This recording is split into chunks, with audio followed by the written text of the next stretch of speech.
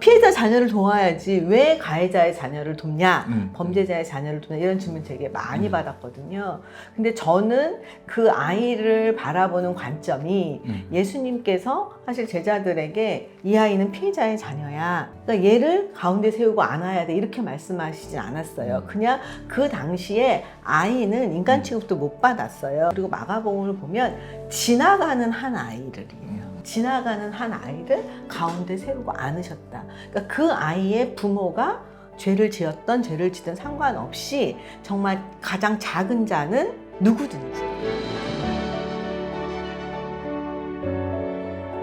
안녕하세요. 롬파리팔입니다. 오늘도 귀한 하나님의 도구로 쓰임받는 귀한 분 모시고 같이 은혜 나누려고 합니다. 교계에서 있다 보면 많은 분들을 만나는데요. 몇몇 부류가 있는데 굉장히 대책 없는 부류가 있습니다. 그 대책 없는 분 중에 한 분을 오늘 여러분한테 꼭 소개하고 싶어서 벼르고 있다가 이렇게 소개하게 되었어요. 왜 대책이 없냐?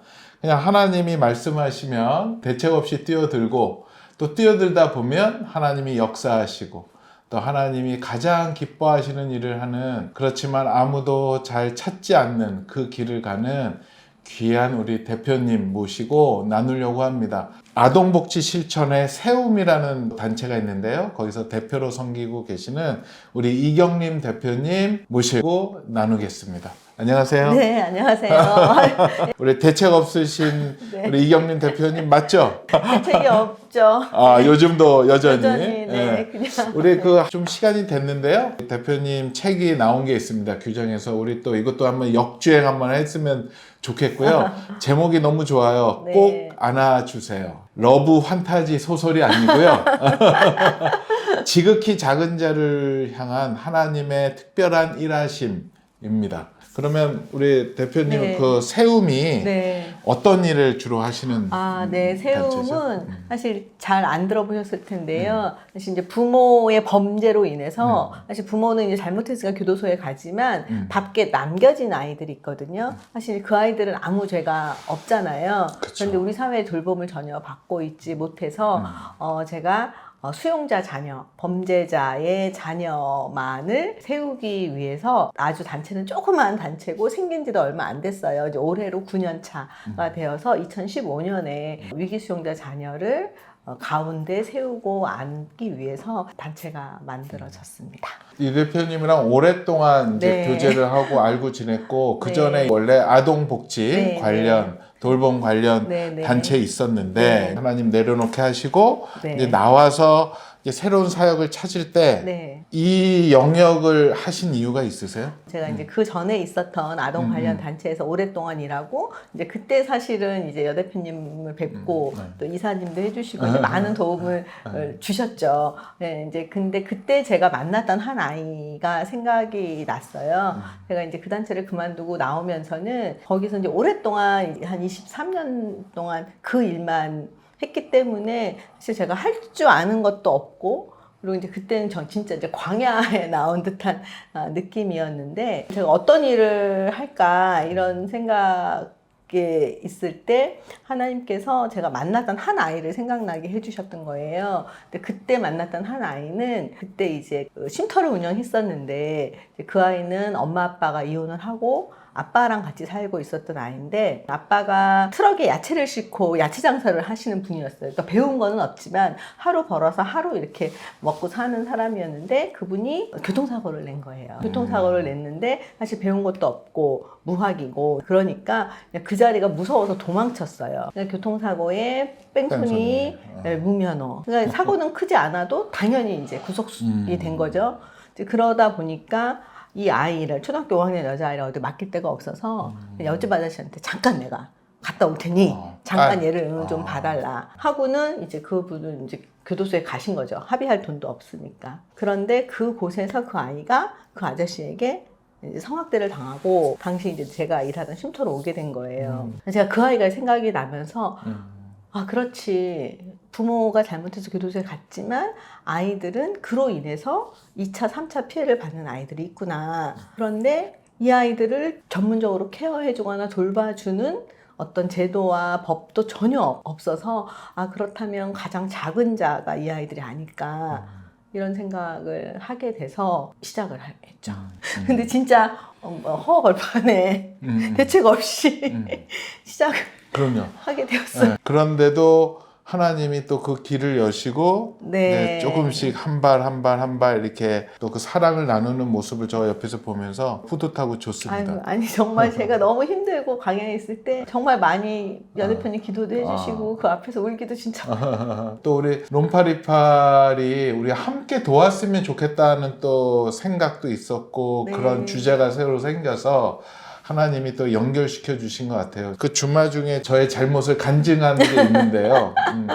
이 롬파리팔이 원래 이제 매주 계획을 했고 약속을 했었던 분들이 있었는데 2주가 비었었어요. 그래서 그 2주에 빨리 다른 분을 대처해야 돼서 기도하지 않고 그냥 세상의 유명세만 보고 연결을 했다가 거절을 당했어요. 그래서 하나님한테 혼났어요. 너는 언제 정신 차리려고 그러냐. 그러시면서 주님이 주신 마음은 기도하지 않고 섭외를 했었고 그래서 하나님이 막으셨던 것 같아요. 거절했던 분 잘못이 절대 아니고 그래서 그때 이제 회개하고 기도를 했습니다. 해서 이제 하나님이 불현듯 생각나게 해주셨던 하나님 주셨던 분이 이제 저번 주에 나눴던 우리 김상철 목사님 그걸로 해서 또 많은 분들이 은혜 나눴고 한 분을 안 주셨어요. 그래서 더 기도하는데 우리 이 대표님이 그냥 하나님이 마음에 주셨고 아멘 할렐루야 네. 그래서 연락을 그냥 드렸죠. 갑자기 전화를 했더니 할렐루야 하시더라고요. 그 할렐루야 거는 다 들으시면 나중에 나눌게요. 왜냐면 힘든 주제이기 때문에 처음부터 나누면 좀 안 될 것 같아요. 네. 네. 많은 사람들이 그렇게 얘기하는 것 같아요. 이왕이면은 피해자 가정을 도와야지 왜 가해자, 피의자 가정을 돕느냐라고 또 많이들 반문할 수 있을 것 같은데 거기에 대해서는 뭐라고 말씀해 주세요? 맞아요. 제가 이 세움이 사실 마가복음 9장 36절 예수님께서 한 아이를 가운데 세우고 안으셨다. 거기에서 이제 세우다. 스탠드 폼이라고 하는 해서 세움이라고 이제 졌는데요. 지금 대표님 말씀하신 것처럼 제가 이 일을 시작하게 되었어요라고 했을 때 가장 많이 들었던 질문이 피해자 자녀를 도와야지 왜 가해자의 자녀를 돕냐, 범죄자의 자녀를 돕냐 이런 질문 되게 많이 받았거든요. 근데 저는 그 아이를 바라보는 관점이 예수님께서 사실 제자들에게 이 아이는 피해자의 자녀야. 그러니까 얘를 가운데 세우고 안아야 돼 이렇게 말씀하시진 않았어요. 그냥 그 당시에 아이는 인간 취급도 못 받았어요. 그리고 마가복음을 보면 지나가는 한 아이를이에요. 지나가는 한 아이를 가운데 세우고 안으셨다. 그러니까 그 아이의 부모가 죄를 지었던 죄를 지든 상관없이 정말 가장 작은 자는 누구든지 사실 우리도 그렇잖아요. 우리가 죄인이 아니라서 구원받은 건 아니잖아요. 우리가 죄인이기 때문에 구원받았는데 하나님이 우리를 구원하실 때 너가 죄가 있냐 없냐 그것을 따지진 않으셨던 것 같아요. 동일하게 하나님이 만드신 그 아이를 볼 때 하나님은 그 아이가 가해자의 자녀냐 피해자의 자녀냐 그렇게 묻지 않으시거든요. 내 앞에 있는 아이가 저는 바로 그때 제가 만났던 그 성학대를 받았던 그 아이가 저에게는 가장 작은 자였기 때문에 돕는 거죠. 그리고 사실은 수용자 자녀 역시도 제2의 피해자인 거죠. 부모의 범죄로 인해서 죄로 인한 제2의 피해자가 바로 수용자 자녀이기 때문에 굳이 피해와 가해로 나누자면 이 아이들도 피해자 자녀다. 그리고 또 외국에서는 이거 invisible children, 그러니까 보이지 않는 우리 안에 분명히 존재하지만 이 아이는 도움이 필요해도 사회적 편견 때문에 우리 부모가 죄를 짓고 교도소에 갔어요. 내가 도움이 필요해라고 이야기할 수 없는 친구들이에요. 숨어있는 친구들, 숨겨진 아이들. 그러니까 이거는 정말로 지극히 작은 자, 정말 아무 도움도 받지도 못하고 버려져 있는 도움을 요청할 수 없는 아이들이기 때문에 더 적극적으로 도와야 한다. 그중에 전혀 복음을 모르고 있다가 여기랑 연결이 돼서 변화된 아이들의 또 이야기들도 있을 것 같은데 교회를 다니다가 사실은 다니다가 이 범죄에 휘말려서 실족하고 교회를 떠난 사람들이 꽤 있어요. 그리고 교회 안에서도 이 공동체 안에서도 그걸 숨겨야 되잖아요. 계속 또 혹시 누가 또 알까봐 막 숨기고 뭐 계속 거짓말을 하게 되고 하니까 이제 마음이 실족해서 교회를 떠나는데 이제 저희를 만나고 나서 제가 얘기 듣다 보면 교회 안 가고 싶으세요? 그러면 하고 그래요. 진짜 같이 다시 예배하고 싶다고 막 얘기를 해요. 이제 그래서 이제 그러면서 다시 회복이 되고 그리고 용기를 내고 또 교회를 가게 되는 그런 가족들을 볼 때 되게 감사하죠. 또 거기가 정상적인 가정이 아닌 데들이 많고 대부분 그렇죠. 한쪽 부모 이미 있다가 네. 거의 혼자 남아버리면 네. 그걸 어떻게 하죠? 그러니까 정말로. 제가 또 일을 하다 보니까 저는 사실 이제 그 전에 저는 빈곤 아동과 관련된 일을 쭉 네. 했었잖아요. 그러니까 이 범죄라는 것이 우리나라의 어떤 사회적 구조적인 것과 밀접하게 관련돼 있어서 사실 가난한 사람일수록 더 범죄에 휘말리기가 더 쉽을 수 있겠다 이런 생각이 들어서 저희 세움이 이제 만나는 아이들과 가족들은 대부분 그 빈곤층 이하의 사람들이라서 이미 범죄 전에도 한부모 가족들이 많아요. 그래서 지금 말씀하신 것처럼 그러다가 뭐 아빠가 교도소에 가게 되면 아이들끼리 또 엄마가 교도소 가는 경우도 있거든요. 그러면 할머니 할아버지가 양육을 하게 되고 또는 할머니 할아버지들을 양육할 수 없으면 혼자 사는 아이들도 있어요. 그래서 저희가 작년에 조사를 해봤더니 그 부모의 범죄로 인해서 미성년 자녀만 살고 있는 아이들이 저희 세움 안에서 한 6% 이상이 돼요. 중고등학생들 또는 대학생, 뭐 청년, 20살 먹은 오빠랑 중학생 이렇게. 사실 요즘 20살이라고 해도 자기 뭐 편의점 아르바이트 하기도 바쁘고 월세 내기도 바쁘고 이제 그런데 그런 아이들도 꽤 있어서 그렇게 연결이 되면은 세움에서는 어떤 식의 케어를 해주세요? 사실 저희가 케어하는 건 진짜 너무 작은 거예요. 뭐 세상적으로 얘기하면은 물질적으로 얘기하면 너무 작은데 이제 성장 지원비라고 해서 중학생, 고등학생 아이들한테 용돈을 뭐 한 달에 7만 원, 10만 원 그리고 뭐 학원 다니는 아이들한테는 이제 학원비를 지원하는 일이 있고요. 그리고 또 무엇보다는 아이들이 마음이 되게 닫혀 있어요. 그렇죠. 세상의 편견이나 그게 가장 클 것 같은데. 그리고 혹시 아이들도 그런 게 있어요. 나도 우리 부모처럼 되지 않을까? 이런 두려움이 있어요. 그래서 이 아이들의 마음을 심리정서적인 마음을 만져주는 상담을 또 하고 있어요. 그래서 상담 지원을 하고 있고 그리고 실은 뭐 생일날 아니면은 요즘 뭐 아이들 이렇게 여러 가지 뭐 영화를 보거나 문화나 이런 것들 되게 할 수가 없어서 그렇게 청소년 활동을 할 수 있는 청소년 캠프나 청소년 동아리 활동을 이제 매달 하고 있고 면회 아이들에게는 부모잖아요. 그래서 저희는 그러니까 아이에게 해가 되지 않고 아이가 원한다면 부모를 만나는 것들을 계속 이어줘요. 그럴 때 뭐 영화나 이런 데서 보면 나 어디 뭐 외국 갔다 그쵸. 돈 벌러 갔다 이러고 나서 아이들이랑의 그렇죠. 단절이 있는데 우리나라에 수감되신 분들 중에서 6명은 자녀에게 수감 사실을 알리지 않아요. 그러니까 몇 명에? 100명에 10명에. 10명에? 네. 그러니까 60%네? 60%는 외국 갔다. 음. 아니면은 뭐 돈 벌러 갔다. 뭐 지방 갔다. 이렇게 거짓말을 하는 거죠. 그런데 아이들은 알까요? 모를까요? 대부분은 눈치를 왜냐면 아이들에게 있어 되게 중요한 환경이 엄마나 아빠인데 중요한 나에게 한 사람이 갑자기 없어졌어요. 그런데 아무도 이 얘기를 해주지 않아요. 이분이 외국 나갔다고 하는데 요즘에 SNS 엄청 발달되어 있는데 아무것도 연결이 안 되잖아요. 그래서 저희는 부모의 수감 사실을 알고 있다면 그리고 아이에게 해가 되지 않고 아이가 원한다면 그 만남을 계속 이어주게 해요. 근데 이제 교도소라는 게 사실 그 역세권에 있는 게 아니잖아요. 저 산속 깊은 데 있잖아요. 그러니까 그 가족들이 아이들이 가려면 하루를 온전히 빼야 해요. 그리고 교통비, 톨게이트비 뭐 왔다 갔다 밥 먹고 하는데 그런 이렇게 면회를 가는 것도 사실 못 가는 이유 중에 하나가 돈이 없어서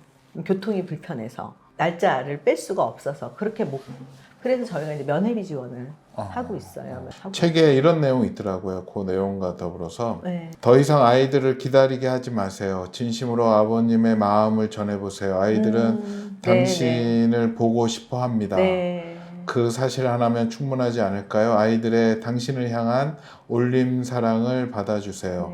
정말 그렇다. 아이들을 만나러 가서 아버지가 편지를 보내셔서 너를 만나러 왔어 라는 말 한마디에 아이들은 왈칵 눈물을 쏟는다. 아이들은 네. 아빠, 엄마라는 말만 들어도 흐느껴 온다. 이 네. 아이들의 부모를 향한 올림 사랑을 부모님 수용자들이 제발 알아주셨으면 좋겠다. 네, 맞아요. 예, 제가 이 편지를 아버님한테 쓴 이유가 있어요. 아버님한테 편지를 썼는데 아버님이 이 편지를 받고 용기를 내서 수감 사실을 이야기했어요. 양육자랑 의논해서. 그리고 제가 이제 아이들을 만나러 갈 때 어떻게 알고 왔냐고 하면 아빠가 편지를 보내서 너를 만나라고 했어. 그러면 아빠가요? 하고 정말 눈에 그렁그렁. 그러니까 우리가 세상에서 봤을 때는 그냥 범죄자잖아요. 그런데 아이들의 입장에서 보면은 그 사람은 우리 아빠이고 우리 엄마인 거예요. 그래서 제가 이렇게 아이들을 만날 때마다 제가 이제 올림사랑이라는 표현을 썼는데 보통 우리가 사랑을 내리사랑이라고 하잖아요. 근데 우리 아이들을 봤을 때는 사실은 부모를 걱정하고 부모를 사랑하는 마음이 더 크다. 그래서 올림사랑이라는 표현을 썼어요. 우리가 네. 이제 예수님 이꼬르 또 국률함이라고도 네. 얘기할 수 있는데 대표님이 생각하시는 국률함이란 뭐라고 생각하세요? 궁율이라는 게 라틴어인가 자궁이라는 뜻이래요. 그리고 창자가 또 어원이라고 하더라고요. 그러니까 어떻게 보면은 우리가 그 정말 내 앞에 어떤 도움이 필요한 사람을 봤을 때 창자가 끊어질 것 같은 아픔 또는 엄마가 아이를 출산하는 그 자궁이라고 하는 건 정말 온 우주잖아요. 생명을 담고 있는 거잖아요. 그래서 그 생명을 담고 있는 거 그런 게 궁율함이 아닐까. 이런 생각이 들어요. 저도 이제 교회에서 보면 나누고 싶고 도움을 주고 싶어 하는 분들이 많으세요. 은근히 많은데 이제 문제는 이렇게 세움처럼 네네. 또 뭐 컴패션처럼 네, 그렇게 통해서. 이제 통해서 하고는 싶은데 네. 어떻게 하는 게 좋을까 하는데 만약에 우리 세움을 네. 통해서 그런 아이들 정말로 지극히 작은 자들을 돕고 싶을 때는 네. 어떻게 하면 제일 좋을까요? 저희는 이제 주로는 이게 범죄와 관련된 거라서 다른 단체들보다 더 민감하게 저희 아이들의 개인정보나 이런 것들을 되게 보호해. 오픈을 못하는 거. 예. 근데 이제 저희도 이제 그렇게 개별로 결연, 1대1로 결연해서 1대4로 결연하시는 분들에게는 아이들에게 동의를 다 받아요. 너를 후원하시는 분이에게 너의 정보가 갈 수 있어. 라고 하는 것들을 저희가 개인정보를 다 받기 때문에 그럴 경우는 오픈을 하고 이 아이들의 성장을 함께 나누고 그다음에 저희가 이제 기도방이 있어서 기도 제목도 같이 나누고 이제 그런 일을 하고 있어요. 그런데 제가 오랫동안 사실은 이런 일을 거의 35년간 해왔잖아요. 그러면서 저는 되게 감사한 거는 사실 저는 그냥 전달하는 통로일 뿐이에요. 그런데 아이들과 가족들은 이제 저한테 너무 감사하다는 거예요. 아니에요. 저는 그냥 전달만 합니다. 그래도 인사는 제가 받죠. 근데 또 후원자분들도 저희한테 항상 수고한다고 하고 귀한 일을 한다고 해요. 이제 그런 인사를 받으면서 제가 느낀 건 정말 깨끗하게 나눠야겠다. 이런 생각을 많이 하게 되고 이게 얼마나 소중한 건가 이런 생각을 하게 돼요. 그러면서는 저희가 후원을 하거나 하시는 분들이 저는 요청하기를 그냥 한 아이로 봐달라. 우리가 그런 거 있잖아요. 뭔가 우리가 돕고 싶다라고 할 때는 내가 도움을 통해서 좀 변했으면 좋겠다. 뭔가 성과가 나고 성과가 났으면 좋겠다. 근데 씨 뿌리는 사람 따로 있는 것 같고요. 꽃 피우는 건 따로 있고 그다음에 꽃도 떨어져야 되는 거고 그럴 때 열매가 있는 거고 특히 아동 사역은 더 그런 것 같아요.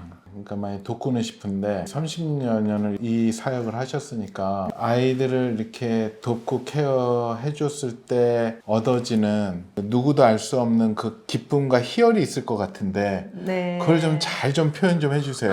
그래야지 우리도 거기에 동참하고 정말 그런가 따라갈 수 있죠. 저는 그냥 저희 세움이 그 미션이 수용자 자녀가 당당하게 사는 세상이에요. 당당, 스탠드 펌, 그냥 세우다. 이제 그건데 사실 당당함이란 뭘까 이런 저도 질문을 많이 하는데 있는 그대로 봐주는 거라고 생각하거든요. 근데 우리 아이들을 보면 재작년에 아이들 캠프, 여름 캠프에 들어가서 아이들의 밤새 노는 걸 지켜봤어요. 그리고 저도 이제 그날 뭐 가발을 쓰고 이제 막 막춤을 추고 막 그랬단 말이에요. 근데 우리 아이들은 특히 이제 수용자 자녀의 아이들은 이미 세상의 그 편견으로부터 자신의 본래의 당당한 모습을 숨기고 사는 아이들인 거예요.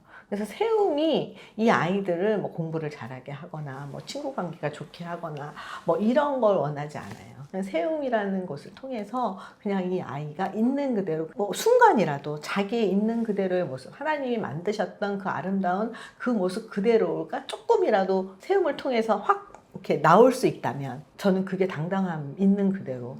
그래서 후원을 해주시고 싶어 하시는 분들은 세움의 아이들이 하나님이 만드신 본래의 모습을 있는 그대로 당당하게 표현될 수 있는. 근데 저는 이제 아이들을 만나면서는 그런 짜릿함이 있고요. 이번에 저희가 청년 그 자문단이 있어요. 세움을 통해서 성장한 아이들이 이제 대학생이 되거나 청년이 되면 서포터즈 활동을 해요. 벌써 이제 세움이 9년이 됐으니까. 지금 이제 4기가 지난달에 시작이 됐는데 그 중에 중학교 2학년 때 만났던 여자아이가 있어요. 근데 이번에 대학교를 갔거든요. 근데 그때 그 아이 중학교 2학년 때 제가 했던 얘기가 그 얘기를 했대요. 그러니까 그 아이는 그걸 기억을 하고 있더라고요. 하나님이 만드신 것은 아름답지 않은 게 하나도 없다. 다 창세기에 보면 보시기 좋았더라, 보시기 좋았더라. 하기 때문에 지금 너희가 겪고 있는 이 부모의 수감이라고 하는 이 아픔과 어려움이 어떻게 인생은 해석하느냐. 하나님께서 이것을 통해서 너희를 어떻게 성장시킬까. 그거는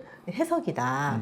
이런 얘기를 제가 했대요. 그 얘기를 걔가 하는 거예요. 그러면서 자기가 그때 너무 힘들었지만 그것을 통해서 많이 성장했다. 이런 얘기를 하는 거예요. 그래서 씨앗이 싹은 났구나. 그러면서 이 책을 다 읽어봤다는 거예요. 이제 그렇게 세움을 통해서 이제 성장한 아이들이 이제 자신의 이야기들을 하고 자기가 세움에서 성장했다는 것을 숨기지 않고 당당하게 이제 얘기하는 친구들이 한 명, 두 명 생기게 돼서 그런 짜릿함이 있습니다. 이게 돕는 속기를 이렇게 보니까 너무 좋았던 분이 한 분이 어떻게 보면 이것도 뭐 폼이나고 좀 멋있는 구제 사업이라기보다는 굉장히 부담이 될 수 있는 건데 저거 봤더니 그 송은이 대표님 개그맨이신 송은이 그분이 이걸 굉장히 적극적으로 홍보하고 돕더라고요. 그 뭐 뒤에 히스토리가 있으세요? 비하인드가? 네, 그렇죠. 어떻게 연결이 되셨어요? 그러게 말이에요. 그러니까 그 전부터 이제 송 대표님을 알고 있었는데 세움을 시작하고 나서는 그냥 제가 이 일을 하게 됐어요 정도로만 통화를 했어요. 근데 어느 날 2019년 1월에 전화가 온 거예요. 송은이 대표님한테.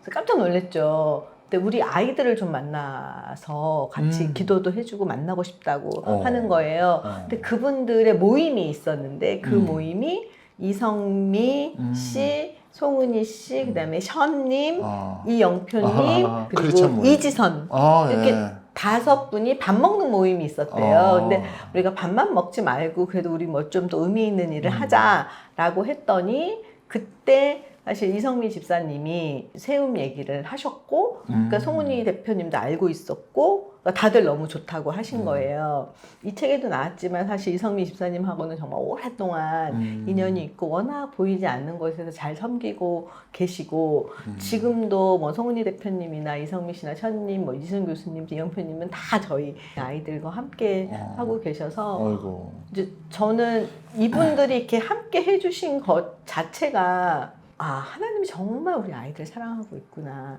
매달 한 달에 한 번씩 아이들 만나 주셨고 케이크 직접 갖고 오시고 공연도 같이 보러 가고 뭐 체육대회도 하고 이제 그렇게 서포터들을 해주시고 있고 이번에 아이들 이제 대학 간 것도 너무 기뻐해 주셨고요. 그때 만났던 친구들 2019년인데 그때 만났던 뭐 중학교 2학년, 3학년 아이들이 이제 올해 막 대학 들어가고 이제 막 그러면서는 너무 기뻐해 주시고 이제 그래 주시고 계시죠. 이 사역을 하시면서 가장 그 눈물이 많이 났던 사연 혹시 지금 기억나는 건 없으세요? 첫 번째는 사실 이제 세움의 첫 아이, 처음 아이는 기억이 나죠. 교도소에서 추천을 받아서 이제 제가 이제 찾아갔는데 그 집은 이제 고모가 양육을 하고 있었고 조카 2명을 케어했어요. 근데 한 애는 이제 뭐 이렇게 교도소에 연락 와서 이제 뭐 도와주러 온다니까 고등학교였는데 일부러 안 온 것 같아. 집에 없었어. 그리고 이제 막내 녀석, 중학교 2학년 막내 녀석이 있었는데 그 친구가 약간 발달 장애가 있었어요. 그래서 제가 이제 고모님한테 인사하고 들어가니까 옆에서 인사하고 자기 이제 게임만 하고 있었어요.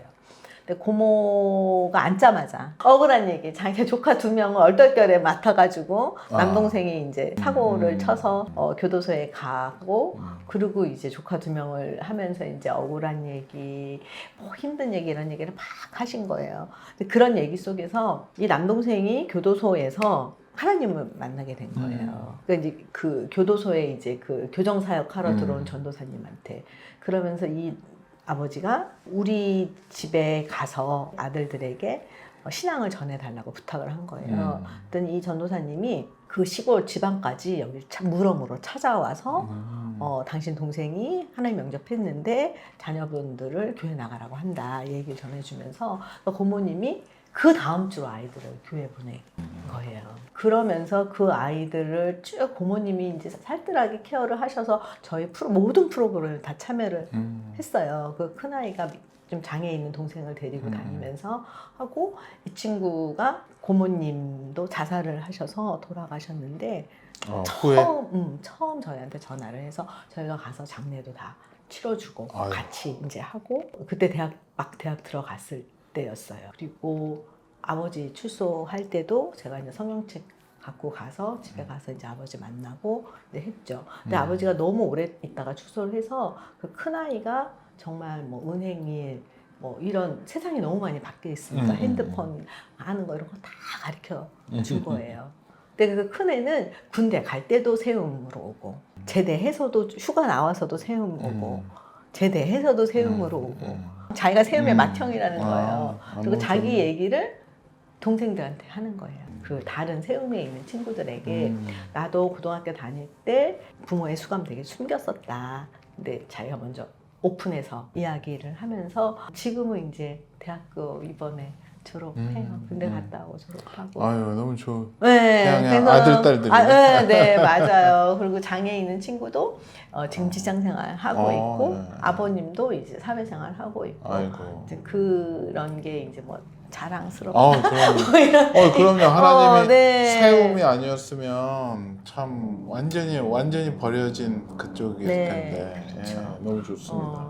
근데 또 아픈 얘기는 엄마가 이 두 부부가 보육원에서 만나서 근데 이 엄마는 입양 갔다가 입양된 아유. 집에서 학대를 돼서 파양이 됐고 그다음에 이제 이 분도 보육원에 성장해서 서로 아픔을 가지고 이제 결혼해서 살았는데 엄마가 자녀를 둘째를 학대를 해서 이 아이가 죽게 됐어요. 그래서 이제 교도소에 가게 됐는데 교도소 안에서 이 엄마가 세움을 알게 돼가지고 아버지가 이제 찾아온 거예요.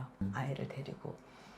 근데 그 어머니가 사실은 아동학대를 의도적으로 해서 한 게 아니라 그래서 형량을 많이 받진 않고 엄마가 이제 출소를 해서 잘 사는 줄 알고 있었고 저도 이제 뭐 한번 찾아갈게요 하고는 못 갔는데 이 책에도 썼지만 그 어머니가 나오셔서 한 3년 정도 생활하시다가 자살을 하셨어요.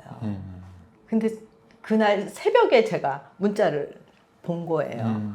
그리고 이제 바로 지방 내려갔죠. 근데 그 정말 시골에 너무 허름한 그 장례식장에 아버지하고 그 아이하고 있는데 이 아이한테 내가 엄마 좋은 데로 갔다니 하나님한테 갔다는 얘기 못 하겠는 거예요. 그래서 그냥 안고 이제 막 같이 이제 울고 그랬죠. 이렇게 만나다 보면 사실은 잘 성장한 가족도 있지만 또 아픔을 또 가지는 가족들도 그러네요. 있어요. 우리 간사님들 굉장히 마음 관리도 하셔야 되겠네요. 맞아요. 우리 대표님도 이거 뭐 이렇게 맨날 좋은 일만 있으면 되는데 너무 그냥 갑자기 그냥 사건들이 확 튀어버리면. 그러니까 저야 뭐 그냥 그렇다 쳐도 사실 우리 이제 아이를 직접 만나는 우리 선생님들 사회복지사들이 정말 진짜 신앙도 너무 좋고 이 일을 너무 소중하게 사회복지사분들이 한 몇 분이나 저희가 이쪽에. 아이들 직접 만나는 선생님들이 꽤 많아요. 한 8명 정도 돼요. 네. 예, 왜냐면 전국적으로 있거든요. 그래서 경상권, 충청권 이렇게는 지역에서 이제 2명의 선생님들이 만나주고 계시고 이제 수도권에는 서울 사무실에서 만나고 있는데 이런 사례들을 많이 나는 거예요. 너무 무겁죠. 그리고 범죄와 관련된 거 정말 얘기 들어보면 막 이제 피가 튀기는 왜냐면 아이들도 사실 범죄 현장을 목격하 그리고 아시다시피 사실 가정폭력이라는 거, 아동학대라는 게 집에서 가장 많이 일어나잖아요. 가정폭력. 그러니까 저희도 사실 이 가정방문을 갈 때는 이 범죄를 저희는 중요시하게 생각하지 않고 이 아이가 진짜 지금 절실하게 도움이 필요하냐 이걸 중심으로 본단 말이에요. 그리고 가서 듣다 보면 다 듣고 나와서 이제 몇 개 단어만 검색하면 세상을 떠들썩하게 했던 사례들이 있어요. 저희가 알고 가는 게 전혀 아니거든요. 아이들이 그런 범죄 현장을 목격한 친구들도 있는데 이제 이런 아이들이 그 어디에서도 살뜰한 케어를 받지 못하는 거예요. 그래서 저희 세움 조금 더 빨리 만났었더라면 그렇죠. too late 이런 막 생각을 저희 선생님들은 하시죠. 우리 세움이 잘 세워져 나가야 되고 네. 아까 제일 처음에 이제 얘기를 하다가 이제 다음에 얘기 드린다고 했었던 그렇게 잘못 깨닫고 대표님께 이제 연락을 드렸는데 이제 대표님이 전화를 받으시고 그 다음부터 대표님이 얘기하세요. 이건 저희가 짠 게 아니고요. 하나님이 이렇게 일하신다니까요. 네. 아니, 저는 세움이 이제 9년이 됐는데요. 네. 그동안에 이사를 4번을 한 거예요. 네. 거의 2년에 한 번씩 이사를 했어요. 정말 처음에는 그 오피스텔에 책상 하나 놓고 시작을 했거든요. 그러다가 이제 조금 더 넓은 곳, 그 다음에 아이들 이제 상담실을 마련하니까 상담실 공간을 할 곳, 그 다음에 아이들 동아리 활동도 하니까 동아리 활동할 곳, 이렇게 이제 계속 옮길 수밖에 없는 이제 상황이었는데 또 이번에 저희가 아주 조그마지만 이제 다른 재단의 지원을 받고 할렐루야. 네, 그리고 이제 저희가 청암상을 받아서 청암상 네. 받은 이제 상금하고 해서 정말 아주 조그만 건물을 하나를 사게 된 거예요. 근데 그게 1975년도에 지어진 집이에요. 그리고 이제 그 4층을 컨테이너 박스를 올린 거예요. 4층을 보니까 거기를 이제 상담실로 저희가 꾸미려고 봤더니 그러면 1, 2, 3, 4층을 다 쓰시는 거예요? 1층은 다시 주차장. 주차장. 2층은? 2층은 사무실. 3층 사무실, 4층은 이제 그 상담을 할 수 있는 그 아이들 또 와서. 네. 보니까 천장이 막 스티로폼이 떨어지고 75년도. 그다음에 지붕이 새고 문짝이 막 다 구멍이 나 있고 이제 그래서 저희가 생각했던 리모델링 비용보다 훨씬 더 많이 드는 거예요. 이건 부시고 새로 짓는 게 낫겠다. 막 이렇게 얘기할 정도인 거예요. 그래서 저희가 세워놨던 예산보다 이제 부족한 금액이 너무 커서 제가 얼마? 6천만 원. 6천만 원이요? 제가 리모델링 업체 사장님한테는 예산이 이거밖에 없으니 이거에 맞춰주세요. 1억 8천의 예산을 잡았는데 2억 4천이 나온 거예요.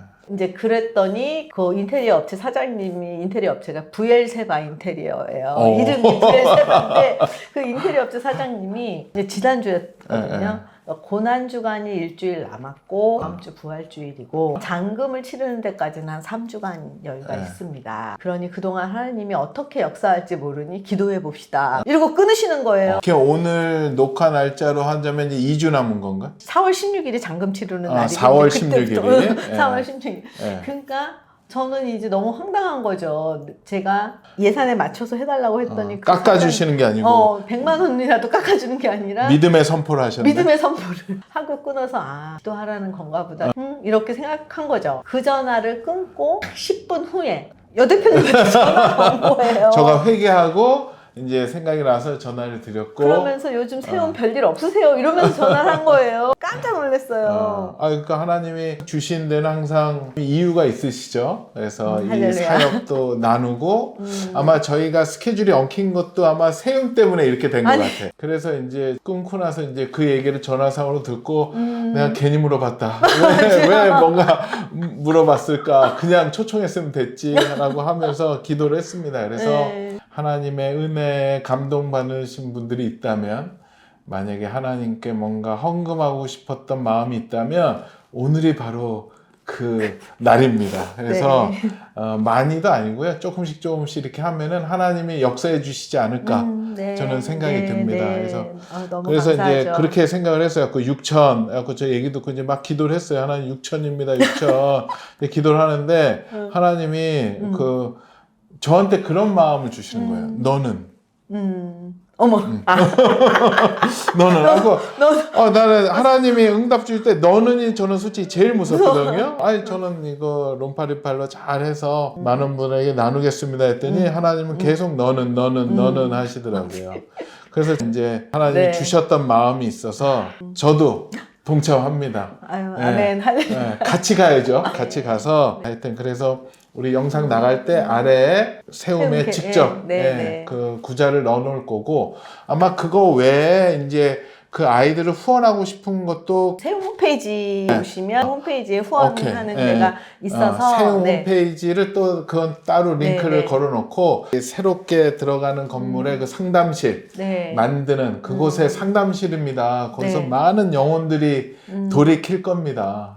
거기다가 같이 나누면 또 하나님의 또 깊은 뜻이 또 영광이 그곳에서 변화된 아이들이 뭐 3년, 5년, 10년 후에 귀한 하나님의 도구로 사용되지 않을까. 그 주소가 선유로 277번지예요. 그래서 제가 이제 또 성경을 막 찾아보면서 이 공간이 어떤 공간이 됐으면 좋겠는지 묵상했을 때 신명기 27장 7절을 이렇게 찾아보니까 27장 7절이 성전을 짓고 하나님한테 기도를 올리는 그 장면인데 거기에 하나님께서 너희는 거기서 화목제를 드리고 먹으며 즐거워해라. 그래서 이 공간이 부모의 범죄에 의해서 깨어진 아이들, 세상의 편견으로 인해서 마음이 다친 아이들의 예배의 공간이 되고 그리고 사실 먹는다는 건 여러 가지 의미잖아요. 우리가 밥상 공동체 거기서 먹고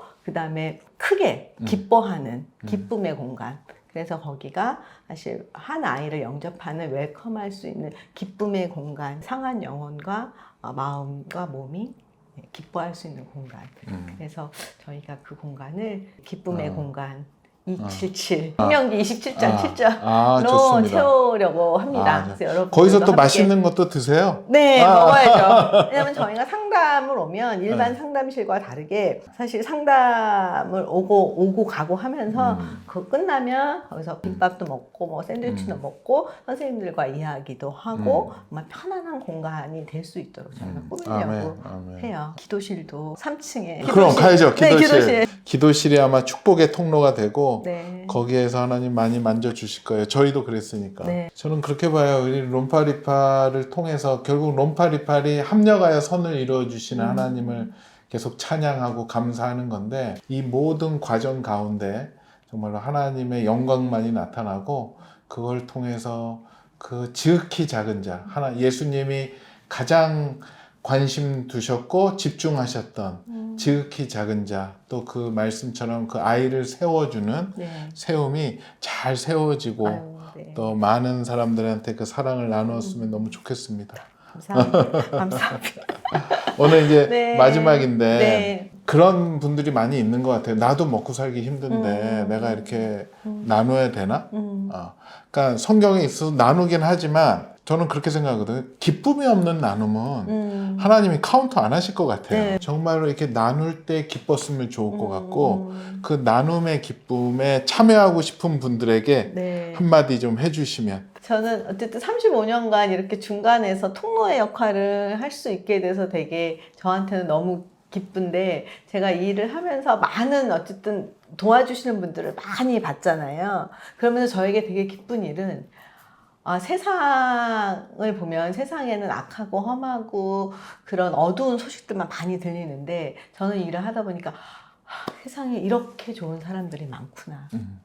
그래서 이 남겨진 신부들 7,000명 이래서 세상이 안 망하고 있는 거구나. 그래서 아마 나눔의 기쁨은 내가 나누면 나눌수록 좋은 사람들, 하나님의 사람들, 그다음에 세상에 좋은 사람들이 참 많구나. 그래서 이 세상은 하나님께서 아직까지 그런 분들을 통해서 유지되고 있구나. 그래서 여러분들에게도 이 7,000명의 남겨진 신부들이 될 수 있도록 신랑들이 될 수 있도록 초대하는 자리에 함께 해주셨으면 좋겠고요. 그것이 아마 우리가 하나님을 고백하는 우리들이 해야 하는, 기쁨으로 해야 하는 가장 큰 일이 아닐까, 이런 생각을 감히 말씀을 드립니다. 아닙니다. 아니, 세상에 도와줘야 될 영역들 많죠. 네. 또 다들 의미가 있는 일들을 하시고. 근데 저는 교계에 있으면서 정말로 많은 분들도 돕고 돕기도 하지만, 특히 이 어린아이들, 또 어린아이들 중에서도 가장 힘들어하는 그런 수용자의 자녀들, 그 어려운 친구들을 도울 때 정말 하나님이, 예수님이 기뻐하시지 않을까. 지극히 작은 자, 그에게 한 것이 곧 나에게 한 것이라는 그 말씀처럼 그 말씀이 이루어지지 않을까 생각이 듭니다. 이 과정을 놓고 기도할 때 하나님이 이 말씀을 주셨어요. 마태복음 25장 40절 말씀인데요. 임금이 대답하여 이르시되 내가 진실로 너희에게 이르노니 너희가 여기 내 형제 중에 지극히 작은 자 하나에게 한 것이 곧 내게 한 것이니라. 아멘. 정말로 우리 세움에서 케어해주는 그 아이들, 친구들이 결국 예수님이라고 저는 생각을 하고요. 그 친구들을 예수님께 하듯이 대해준다면 그 다음엔 하나님이 풀어가시지 않을까 생각을 합니다. 예. 우리 마지막으로 또 그런 어린아이들, 또 힘든 사람을 위해서 기도 한번 해주시고 마치겠습니다. 네, 감사합니다. 하나님 감사합니다. 부활의 증인으로 산다는 것이 무엇일까요? 오늘 주님께서 부활로 오신다면 어떤 모습으로 저희에게 오실까요? 아마도 저희가 섬기라고 보내준 가장 작은 또 세움의 아이들, 부모의 수감으로 인해서 마음이 닫혀진 그 아이들의 모습으로 주님 오시지 않았을까요? 저희가 사역을 하면서 주님의 모습을 놓치지 않도록 저에게 깨어있는 영혼을 주시기를 바랍니다. 또 룸파리파를 또 보는 모든 시청자들에게도 주님의 각각의 모습들을 또 만나며 일상이 더 풍성한 성령의 은혜로 가득 찰 수 있도록 축복 내려주시기를 바랍니다. 또 규장과 가피풀 이 사업체 외에도 주님 항상 주님께 기도하고 나아가는 주님의 사랑하는 기업이 될 수 있도록 인도해 주시기 바라며, 가장 작은 자를 가장 귀하게 생각하시는 주님의 마음을 잃지 않고 우리가 깨어서 정말 두렵고 떨리는 마음으로 걸어갈 수 있도록 축복 내려 주시옵소서. 감사드리며 예수님의 이름으로 기도합니다. 아멘.